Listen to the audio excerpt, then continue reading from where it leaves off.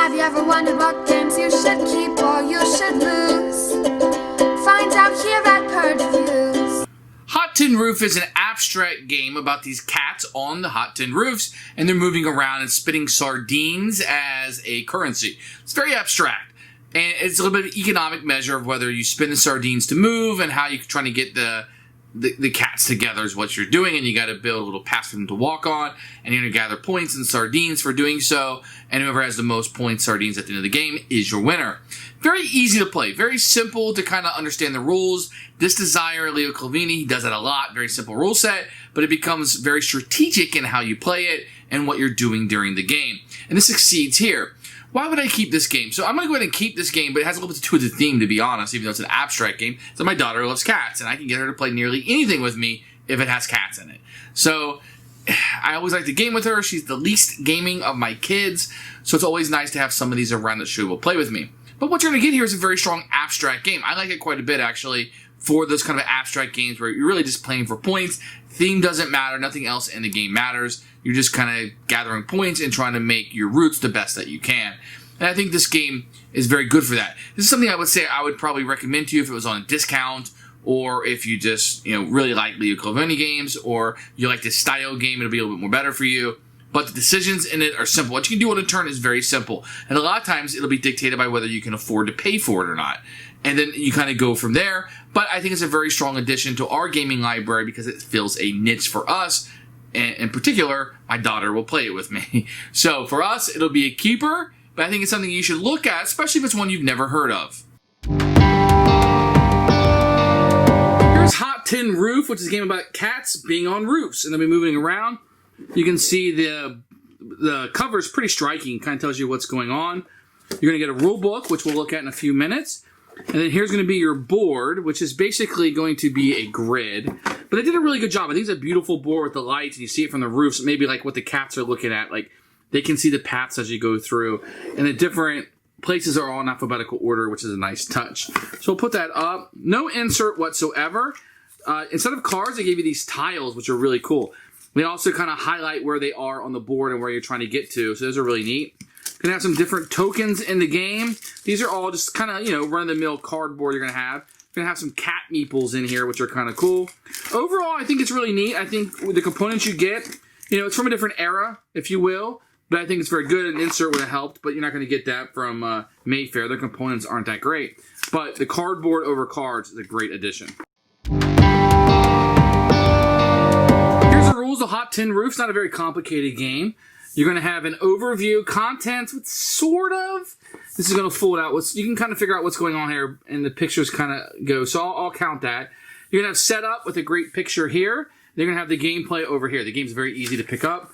And then on the back of all this, kind of keeps explaining it with the end of game. So the rules are really just this page and this. So very easy to kind of digest. And this is just credits here. I didn't really have a whole lot of problems with the rules. I found the rules to be very clear. I think if you had, just a page and a half, setup is another beast. That's setting up a game. It's not very difficult. But if you had 3 or 4 minutes, 5 minutes tops, I think you can get through a page and a half and kind of know what's going on fairly easily. Okay, setup for the game is fairly easy. You're going to put the board out. Everybody's going to get the colors and bits for their player color. You're going to shuffle up these tiles. I just made 2 stacks. I didn't want a big stack over here. 4 sardine cans here, here, here. And 1 on each of the catwalk in the shelter. And then a number of these fish tokens based on whether you're playing 3 or 4 players. Just set it by side of the board and you're ready to go. Now each player's going to start the game out with 10 sardine cans. On your turn, you have to place 5 of these, and you must, into one of each of the 5 dumpsters. And so this will keep refilling these up as you go. So there's the 5. Now, if you ever have these fish, you can always exchange one of these fish for 10 of the sardine cans. If for any reason you can't pay the 5, your turn immediately is over, and you receive 2 sardine cans from the general supply. I don't have a whole lot of setup here, but just imagine that you had 3 of these city tiles set up underneath each of these dumpsters that you have here. So each of these is going to represent a location on the board. Second thing you do after paying the ante is you can take all of the sardines in one of the dumpsters and they go into your supply. So this is how you're able to get more of these. Then you can take one action corresponding to this dumpster. If you had played in the catwalk, well, that's very easy. You can place this over one of the catwalks on the board, placing your color marker down on it. It's like this. If you had played it over the shelter, then it would go on one of the patios that you can see here. So if you'd chosen the catwalk or the shelter, that's how those would go. There's a limit of one catwalk or one shelter for each patio. If you were to choose one of the 3 home tiles, then you place an identical pair of your cats. If you see, you have cats that are exactly the same, identical pair of meeples, and you have another set that are different here.